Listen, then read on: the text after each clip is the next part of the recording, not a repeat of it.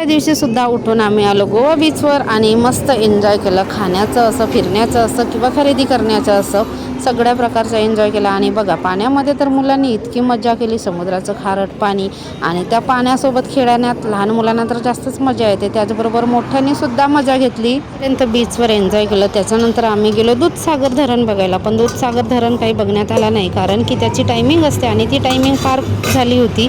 कारण आम्ही बीचवरच एवढा टायमिंग वेस्ट केला होता की तिकडची टायमिंग आम्हाला मिळाली नाही. आणि दूधसागर धरणाकडे जाण्याचा रस्तासुद्धा एकदम भारी आणि खूप छान होता. आणि तसं बघितलं तर इकडचं वातावरण खूप छान आहे, जे की पहिल्यांदा जो कोणी येईल तो त्याच्या प्रेमातच पडेल. आणि ही आहे आमची रूम.